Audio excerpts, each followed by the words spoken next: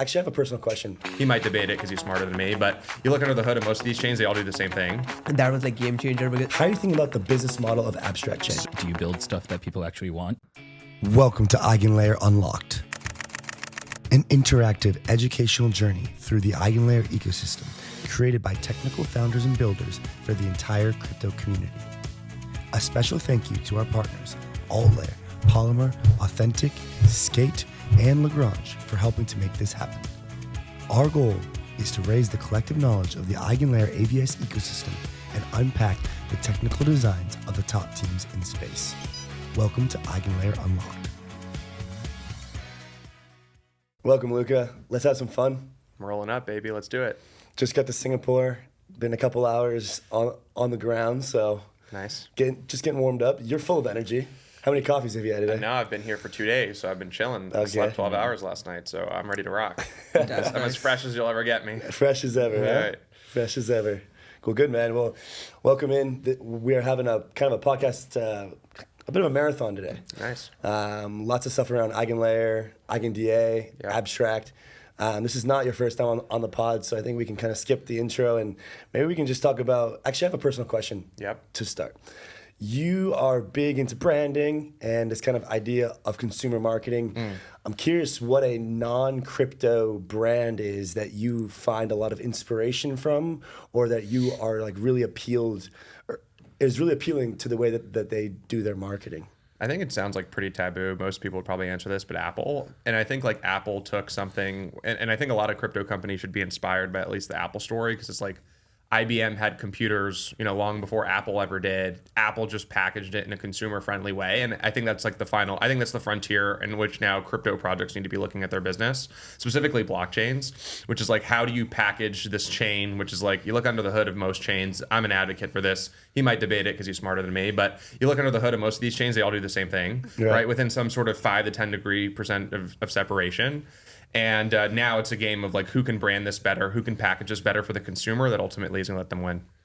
I totally agree with that. Like Gary Tan has a beautiful quote about this where it's like, the only status game that matters is, do you build stuff that people actually want? Right. And that matters.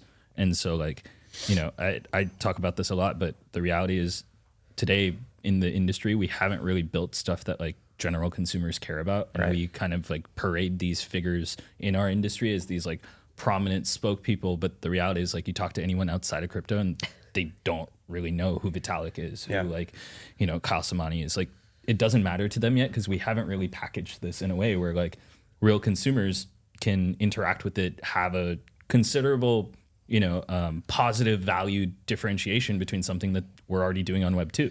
So Totally agree with that. Yeah. Yeah, I mean, if it's optimistic rule, if it's a ZK rule, if it's using this DA or that, I mean, it's just, it becomes a game of semantics. But your focus with abstract chain, which is actually the first time on the pod talking about abstract chain. So maybe you can kind of intro that a bit and kind of how you got here as well. Yeah, I think while exploring, Pudgy Penguins has 2 products that are on L2s today, and just ultimately like going around to different L2s and seeing like what value propositions they offer, a company like Pudgy and products that are on Walmart and on Target and Pudgy World that are powered by L2s. I just kind of realized that like, look, a majority of blockchains today are building with a general purpose mindset.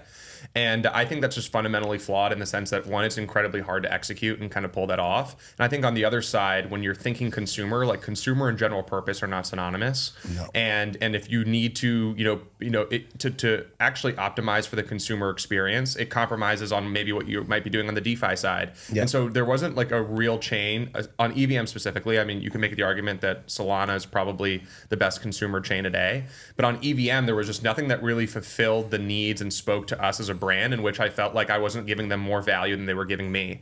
And the elephant in the room is, apps make blockchains don't make apps. And when I'm looking from a consumer angle, I actually think there's a way in which a chain can provide a ton of value for apps, and that relationship can be mutually beneficial. And so the elephant in the room was like, look, nobody's owning the consumer chain on EVM. nobody's focusing on consumer first. There's this huge, elephant in the room, which we all understand that like this last year, it felt like there was no new retail coming in, and there needs to be just somebody that optimizes for that experience and that experience only. And just being the leaders in consumer crypto via Pudgy and breaking through in ways that I think nobody has done before in the space, it felt like a really great opportunity for us to actually be the ones to lead that charge and to actually tell that story in a way that I think a lot of people, can believe and be inspired by. And ultimately, we've done a lot of things at Pudgy that I think are hyper unique. And we're kind of looking at consumer crypto in a couple of different phases. I think the first phase for us is around discretionary spending, and this idea that I think when you actually think about like what brings people into crypto, I think there's probably three pillars. One of them is a lot smaller than the other, but the first one is make money or to lose money. But most people come into the space to make money. The second one is I actually think a lot of people stay in the space because they're having fun. And then I think the third one is probably like this contrarian doomer mindset where it's like I don't want any which is a lot of power users I think fall into that category. But the fun one I think is interesting because I think people really underestimate fun and how universal fun is. And ultimately, if you look at the properties of blockchain in the consumer world, like I'm a big CPG guy and have been doing a lot of consumer brands and consumer applications for a long time, fun has a ton of barriers to entry. I mean, usually fun have like way higher processing fees because like the risk is exponentially higher in terms of how payment processors and banks index that. The geo restrictions, the regulations, fun is universal, but naturally it has a ton of borders based on which geography you're located in. And so you look at the blockchain principles and kind of what building on blockchain rails kind of solves. Ultimately, it solves a lot of things that fun applications have a hard time kind of dealing with. So one, there's a huge like removal of barrier to entry there, which I think is exciting. And then the second one is like fun is universal and fun is viral. And crypto needs virality. Crypto needs something that's universal. And I think those two things speak to Web2 users. And in a world where crypto has no influx of new users as of today, it seems like fun might be the actual use case to bring people in. And so rather than focusing on 20 different things, we are hyper focusing on consumer, but more specifically these next 12 to 24 months, discretionary spending and fun. I want to create crypto's digital Disneyland. I want to create the world and the internet's next crypto or next amusement park. And I want crypto to, be the back end and the rails in which that lives. I want the incentives to be baked into those rails. And I want all of the amazing things that kind of crypto provides to kind of be the underlying infrastructure to power all of that. But this platform has to be able to, compete with Google Play Store and Twitch and all these other things. And if it doesn't, then we ultimately failed. So I think from our perspective, we're tackling the consumer chain. We see a huge opportunity in the market in terms of being able to capture, that value and ultimately spearhead that charge. And on the later end of it, I ultimately think this is a thesis and a mindset that I think more builders need to be building in, because ultimately it's the final frontier and the most important frontier. The ETFs have opened the door for the institutions. We're there in terms of institutional adoption. We need to get users and we need to get them fast. If not, I think we'll put a ceiling on the entire industry. I think the ceiling is still a lot higher to go, but is blockchain rails going to power the next generation of internet economies, in which I think the TAM is $50-100 trillion? Or is blockchain going to be like on one side of it digital gold with like, some sort of like programmable money, which is really only used for price speculation, in which I think the TAM is maybe 10 trillion. Yeah. So we still have a lot further to where we go today, but I think everybody would like to see a higher ceiling than where I think our current trajectory is, which I think our current trajectory is to the $10 trillion mark. But I think we all would probably like to see that at 50 or 100, but you need real breakthrough use cases in that sense. And I actually think fun is that use case, or at least the first phase to that use case. So we'll see how it goes, but I think that's kind of the story of how this all transpired. Yeah, I mean, I think the transition from Pudgy Penguins to Abstract to kind of launching your own chain makes a lot of sense. I tweet about this a ton, where it's like, look, if you have this massive community application and you're just bringing it onto a different chain, you're basically just giving away all your real estate. Totally. You're a tenant, not a landlord, right? And then there's a ton of different customizations that Saigar always tweets about with, the account abstraction, the gas payments, the global wallet, all these different things. And so kind of putting that tech together, okay, we've established tech isn't the moat here. No. Tech is just part of how we get there. Sure, some of the ZK stack is going to allow you guys to have this experience so that if I'm a non-crypto user, I can come on and use Abstract, but it's not going to change the difference. Now, you have a online marketing background, right? You spent hundreds of thousands of dollars on Facebook ads. You've done direct response marketing. But the marketing for abstract chain and even for the Pudgy Penguin is a little bit different. Where when you were selling things online, it was like, I put in $1 on Facebook, I get a ROAS, a return on ad spend of 3 or 4. I see that immediate kind of like feedback loop. When you're running abstract chain, I'm curious how you're thinking about the business model of the chain. So you've got this top of funnel, you've got Pudgy Penguins, you've got this kind of marketing. How do you kind of break down all the way down to what the highest value is for users? Is it transactions? Is it sequencing revenue? How are you thinking about the business model of abstract chain? So the business model is really through the portal, right? And I actually think there's a franchise model around this portal in which it's powered by blockchain rails. And there's something that Saigar is working on, which you guys might have some visibility on in terms of panoramic governance, which, that will kind of play into the sequencer fee. So I won't dive into that. I'll let him release the white paper when it's time. He dropped the alpha. Yeah, he cooked on Slowly, that. silently. So I don't think we're really in the business of sequencer fees. We're actually in the business of this portal and franchising this portal if and when it succeeds. So like things like the swap, like we're going to own that, right? We're going to own that with an abstract global wallet. And don't underestimate, I think, how big abstract global wallet plays into the business model of kind of what we're doing. But there's real quick, what is the global wallet? Could you just explain that for everybody? Without giving away too much, because like we haven't unveiled too much of this, but we're going to build what we'll just reference this as a consumer portal. And this consumer portal is going to combine 2 elements. One is like a live streaming element, and another is like a curation and discovery element. So think live stream like Twitch, and think discovery and curation like Google Play Store, and they kind of intertwine with one another. The issue is a huge part of like I think the abstract angle and where I think we're going to succeed is in the distribution to this portal.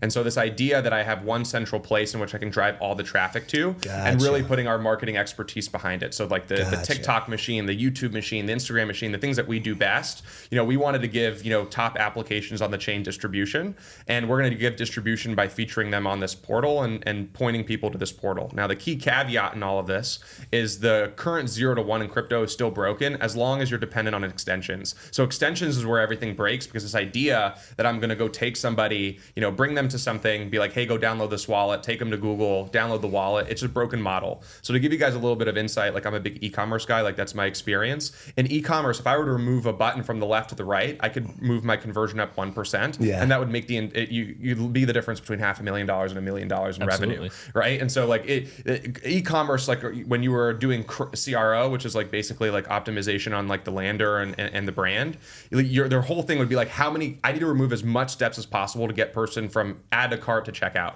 And that would be the difference between you making $100,000 a month and $1 million a month. 100%. So crypto's in the same phase where you have to remove all of these layers. And so this whole entire portal and this consumer hub is going to be powered by abstract global wallet. So a user is going to go from, let's say, TikTok. They're going to see some piece of viral content. They're going to be pointed to this portal and to this lander. And then they're going to be asked to create an account. They're going to put an email and a password. And all of a sudden, they're going to have, what we call like a smart wallet, kind of built into the actual platform. And so this smart wallet is going to enable you to do everything that a regular wallet does, but it's actually going to be baked into the platform, and it's not going to be something that you necessarily, need to kind of move from one place to another. It'll also allow like seamless login. So if I'm on this like Google Play Store and I'm playing Pudgy World, I want to go play Pudgy TCG. There isn't like an egregious process to go through that, new information. All of that information populates from one application to another. So it's just like seamless consumer experience. I think a lot of our engineering focus is again, not necessarily on the chain side, because I think I'm going to let somebody else crack 100,000 TPS, and when they crack it, like we will go and Saigar will study it and we'll fork it, right? Like I don't necessarily see the break. You can't fork the top of the funnel. No, you can fork the top of the funnel, and you can fork the user experience once you see it. But I think the person who's gonna crack the top of the funnel and that user experience simultaneously, and who has that head start, is going to be a really meaningful head start, and that's where we plan on winning. So this idea that user goes from TikTok, creates an account, has this wallet, now has this seamless, cohesive experience, just like they would have on Steam or Pokey or Apple App Store. It has to meet, like, consumers don't want to go figure it out. No. I think that's the problem with crypto. I think too many of us have just assumed. And even for me, I remember back in 2017 or 2018, I used Uniswap for the first time. Like, it was complicated for the first hour. It was like it wasn't familiar. Yeah. And you can't have like to assume that a consumer is going to spend an hour to figure it out. I mean, is literally like the epitome of drop off. Like that they're going to drop off like flies. And so I think a majority of our engineering talent and resourcing is going into that portal and that 0 to 1 onboarding through Abstract Global Wallet. If we can crack that and pair that with the distribution and then have an ecosystem of fun and a creator funnel who's like, reviewing and engaging with these fun applications, you have a really interesting flywheel to hopefully pull off something that I think crypto's never seen before. Well, I think you like hit the nail on the head here when it comes to user distribution being like the real moat, right? And you briefly touched on this where, hey, like these blockchain rails need to be able to support these sort of systems, and we're going to let other people build them. And this is where I think like from the Eigen side, we're so focused on like converting cloud to crypto. And we see that as our responsibility to go and build these like backend systems, because I completely agree with you. I think like at the end of the day, consumers need to be abstracted away from all of the actual interaction points with crypto. And not to take away from any of the engineering work that like you guys are going to put into like, what's specific to abstract, but the back end of these, L2s, the DAs, the, entire like, we look at them as like the decentralized SaaS universe of like, okay, like any Web 2 consumer application that you interact with is, you use OAuth to sign in. You have some sort of like payment processor that you integrate. You have all these SaaS modules that you're plugged into. And for us, we're really focused on like, how do we build out this marketplace, build out this like AWS style like infrastructure stack where, hey, you guys focus on the distribution. This is what you're killer at. And let us just like handle finding, similar to what you just said, who are the best builders and best practices of like what is actually making an impact on the efficiency, the scaling, et cetera, making sure that these things are supported. But it's not our responsibility to go and make an impact on the consumers themselves, because focus theory has to apply somewhere, right? Like your guys' focus theory is the consumer distribution, is like the e-commerce. My dad actually like helped build Costco.com's entire e-commerce system, right? So like that's like I had a lot of visibility into that like growing up, and like you said, like moving a single button around can have a super large impact. Yeah. But if that's something that we were focusing on, like quite frankly, we would fail at it. Right. Like we're not the type of builders who can understand that sort of market and like make an impact. Yeah. But, like just at the end of the day, like the most important thing would be how do we build some sort of infrastructure systems that like anybody can come very quickly deploy. And end of the day, like I hate signing ledger transactions even today. Like I hate clicking through like all the fields and doing that. Nobody in their right mind is going to go and like actually interact with these systems if that's how we're going to like go and, I hate using certain wallets just because of like the setup process, right? And inside the ETH ecosystem, you have so many different teams using so many different wallets that there's like a wallet interop problem now. Like having this idea of a global smart wallet, having this like global interaction framework is just like something beautiful to me, because, okay, consumers live there and like let the tech get abstracted away, which is something that I think like blockchain developers haven't really absorbed or like have been able to like come to terms with to some extent, because like they're so focused on doing all of it, and it's like, okay, we built the tech, now like let's go and try and get the consumers. No, let's go and try and get the other builders who are focused on the consumers, which is like our whole take. I love that. And I was actually talking to Iceberg a couple of months ago, who I know is working with you guys now. But he was like, Eigen is the what AWS is, to the world. Eigen is that to crypto. And I was like, I wish somebody would have told me that like a couple of months ago. That was like such a breakthrough. Like, so I think it's also in the principle, but also in the messaging, right? I was like, absolutely. That's a great way of framing Eigen to me as like a smooth brain, it was fascinating. But I totally agree with that thesis. You guys put every chain on EigenDA the other day, which is pretty hilarious. Yeah. Like that was just nuts. Thank you. Yes. We just like, we saw that there was this opportunity for us to have this like fun, it was honestly like a fun marketing exercise that started for us.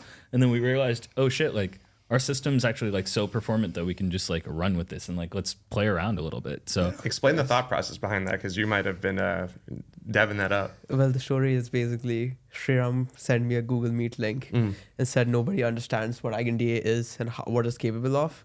And so he said like 10 minutes, he explained me, let's just like fetch every block and post it on EigenDA, make it available. And that was like game changer, because initially like we have been working on this for like last 2 months for like iterating, and then there was like some bad sentiment, so we pushed it forward. But I think it was great that we pushed, because like 2 weeks back we had 16 MB blobs and we could post like a raw block data. So like if we did like 2 months back, it would be like we are compressing the data and like it would be a very The user Well, experience would just be a bit more Yes. fragmented because you Yes. would Yeah. just like be compressing that. It would be split across many blocks. The Yeah. retrievability would not be the same. It's like Yes. just post the raw data, let people download it, and let people interact with it. Where like it just makes things like far more simple to use. And I think that's like the focus point at the end of the day. The other thing is like we have a roadmap to hit 100 megs per second on EigenDA. We have a roadmap to hit like 1 gigabyte per second on EigenDA. So then like, you know, I've always had this dream of like, what can we do with like this is like a multifaceted play, but like what if we hosted like the League of Legends like World Gaming Championships on chain, live streamed, live betting markets. You have like trusted execution environments that allow people to like upload their anti-cheat. What if you put like entire player winnings on smart contracts? You catch them cheating, you can slash their smart contracts, and now you have like, you know, some sort of like economic guarantee that like gamers aren't cheating as much, right? You can literally slash their prize winnings, which hasn't happened before, right? Cheaters can just like get away with it and like they get to keep their cash. Okay, like let's create these like positive systems where like people are forced to behave more responsibly inside these ecosystems. And like the main thing, and you know, this is probably something that you guys will like be dealing with, and you know, you touched on like some sort of governance parameters that you're working on, which is like it's the initial acquisition of users is one thing, but like the retention, the actual like, you know, Nirav from Camp mentioned this on the last podcast, but like month over month wallet interaction, not just like, hey, I sign one thing for like the test net and then like, cool, like I'm expected to like get an airdrop and like sick, I'm gonna go to the next one and like just keep farming. Like that's, if we keep like having liquidity rotation, if we keep like, you know, if everybody treats this as a get rich quick scheme, then like this is never going to take off as an industry. So like we need to create these like positive incentive mechanisms for people to like stay in the system. And that's only going to work if we have, you know, like actual meaningful user experiences that people want to use and interact with, which like, you know, as a power user, maybe you don't care, but then the consumers definitely will. Like that's the moat. Makes a ton of sense. I totally agree. Luca, how's testnet going? It's going good. I think we're like just taking a super unorthodox approach here. It's like, you know, I think a lot of people like we announced this thing and like 5 days later we announced testnet. I think a lot of people just like to bake it out. It was like super. It wasn't random, but it was just like, oh, testnet's ready, right? Like, done. Because I think from our perspective, it's just like, dude, let's just build and like not play the charade that is being played. So like, for example, you know, I think like, you know, when we first did the deal with them, we're like, okay, so like let's plan this out. Let's like focus on like these certain metrics, and it's just like. The more that because you know I haven't been in like the what I call the blockchain game, right? Obviously we've been in I call them games because it feels like it sometimes, but I've been in the NFT game, so I understand that business like the back of my hand. I was just like kind of understanding like how people are building blockchains, how they're positioning themselves, and it's just like I just look at it all and I'm just like, this is just broken. Like everyone is optimizing for the wrong thing. And so I told the guys, I was like, we're not playing anybody else's game. Like I want testnet live as quickly as possible because that gives builders as much time to build as possible, right? In like a live environment or a relatively live environment. So like, I'm not going to play this game of just like edging people on and trying to create hype and all this nonsense. Because like we're just not, and I'm really keen on setting the meta here. Like I really want people to look at what we do at Abstract and just the same way they look at us at Pudgy. It was like we changed the entire NFT business at Pudgy. Everyone was obviously like claiming they were doing things that we were doing, but we put them all on notice, and everyone changed their entire roadmaps based on what we did. That's not like opinion. That's just like fact. I know what's going on in the boardrooms of a lot of these guys' you know other projects conversations. So like we made a huge impact there, and I want to have the same impact here. Like it's very much a charade.